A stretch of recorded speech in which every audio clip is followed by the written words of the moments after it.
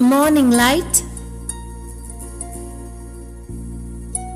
Numbers chapter 6 verses 1 to 21. The Nazarite Vow, part 14. Blood and conscience.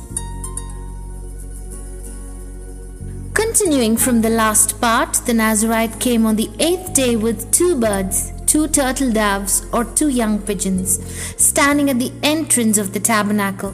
The vow had been interrupted by death appearing beside him, and Yahweh did not allow the Nazarite to pretend it was nothing. Yahweh made a way for restoration, but it was not a casual way.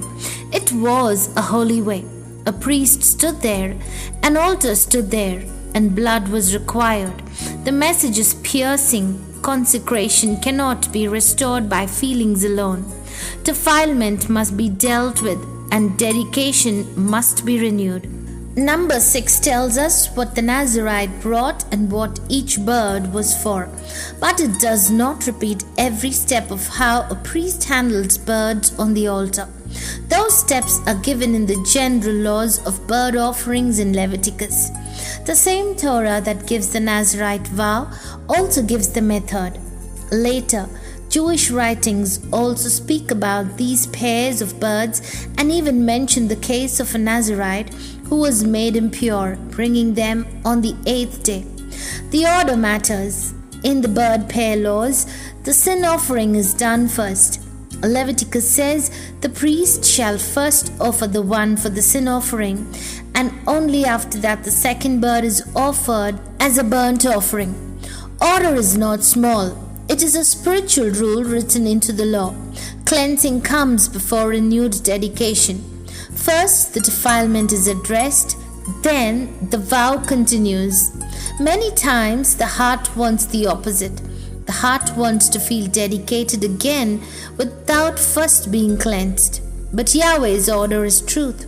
When sin has interrupted consecration, cleansing must come first. For the bird sin offering, Leviticus describes a careful method. The priest takes the bird and pinches or wrings at the neck so the head is separated in a controlled way, but it is not torn completely off. Then some of the blood is applied to the side of the altar, and the rest of the blood is drained out at the base of the altar. The Torah is clear about blood. The blood is not hidden. It is not symbolic words only. It is poured out in Yahweh's appointed place. This is how Yahweh taught Israel that uncleanness is not removed by excuses. Something must be given, a life must be poured out, cleansing is costly. Then the second bird is offered as the burnt offering. Leviticus describes this method differently. The priest brings the bird to the altar, wring off its head, and burns it on the altar. Its blood is drained out on the side of the altar. Then the priest removes the crop and what is with it, and throws it to the east side of the altar where the ashes are. After that, the bird is torn open by the wings, but not split completely into 2 parts. And then the whole bird is burned on the altar. The burnt offering is total. It is not half given. It is not partly held back. It rises fully to Yahweh as a picture of complete devotion. So the Nazarite's 8-day restoration moved like this. 2 birds were brought. One was marked for sin offering, one for burnt offering. The sin offering came first because defilement had to be removed. Then the burnt offering came. Because dedication had to be restored, number 6 summarizes this simply. The priest offers one for sin and the other for burnt. An atonement is made for the Nazarite because defilement had interrupted his consecration. Now, the heart must pause and feel the weight of this. These birds were not offered because the Nazarite felt bad. They were offered because Yahweh said defilement is real and restoration has an order. The Nazarite did not say, I will continue my vow as normal. Yahweh said, stop, wait, shave. Come on the 8th day. Bring blood, be cleansed, be restored, then begin again. That is how holy Yahweh is, and that is how merciful Yahweh is. He did not end the Nazirite forever. He provided a way back, but the way back went through sacrifice. For new creation believers, this becomes a very personal mirror. We do not bring birds today. We come through Messiah. Yet the pattern is still sharp: sin offering and burnt offering, cleansing and consecration, forgiveness and renewed surrender. If Yahweh required blood to restore the Nazarite vow after defilement by death, how much more should we tremble and be grateful that Christ's blood has been given once for all for our cleansing. Christ is not a small bird on an earthly altar. Christ is the perfect offering, and His blood speaks better things. When the conscience is stained, we do not fix it by pretending. We come to Yahweh, we confess, and we trust the cleansing He has provided. But here comes the piercing question, and it must be asked with fear and honesty. If Christ has given such a sacrifice, so pure, so costly, so holy, how can the heart treat that blood as common while still choosing sin on purpose?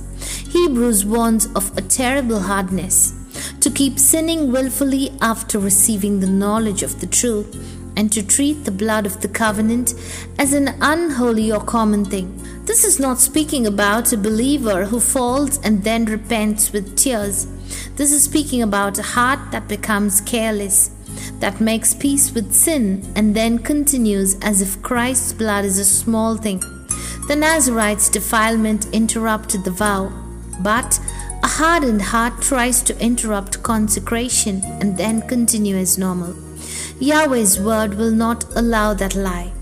The New Testament also pierces us from another side.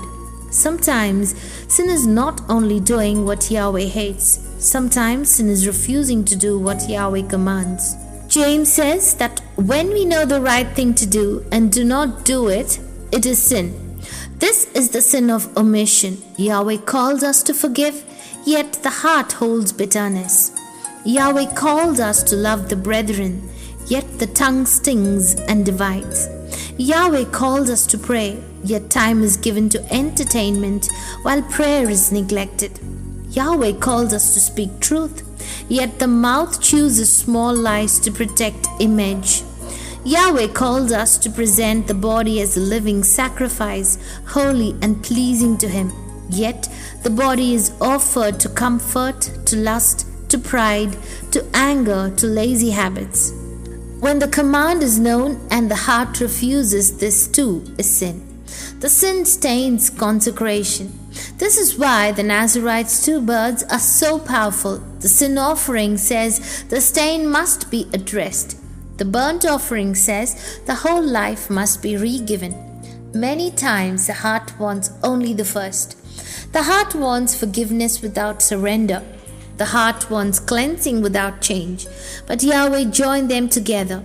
Restoration is not only being washed, restoration is also being reset apart. This is why Romans urges us to present our bodies as living sacrifices. It is Yahweh's call to renewed consecration after cleansing. Here is the encouragement. The Nazirite was not rejected forever. The 8th day existed because Yahweh wanted restoration. The birds were small because Yahweh made it accessible. The priest acted because Yahweh provided a mediator in that system. And today, Yahweh has provided the true mediator and the true sacrifice in Christ. When there is real repentance, there is real cleansing. When there is confession, there is forgiveness. When there is humility, there is renewal. The enemy wants shame to silence repentance. Yahweh wants truth to restore consecration. The enemy says, "It is finished for us." Yahweh says, "Come into the light, be washed, begin again." So, the thought that must pierce and heal is this: when blood has been given, sin is never small. When sacrifice has been offered, compromise is never harmless. When Yahweh has cleansed, choosing defilement again is not freedom, it is contempt. Let the heart ask in Yahweh's fear, is Christ's blood being treated as precious or as common? Is sin being fought or being fed? Is the life being offered as a living sacrifice or being offered to the flesh? If the conscience answers honestly, the door of mercy is still open today, but it is a door that leads to cleansing and renewed consecration, not to careless living. Prayer. O most holy and merciful God, thank you for the sacrifice you have provided in Christ. Let the weight of blood and altar teach us to fear sin and to love holiness. Cleanse our conscience when we are defiled and renew our dedication to walk as living sacrifices. Save us from treating sacred things as common and from willful sin that hardens the heart. Help us to do the good we know and not to excuse the sins we hide. Restore our consecration and keep Christ's life visible in us day by day. In Christ's name, amen.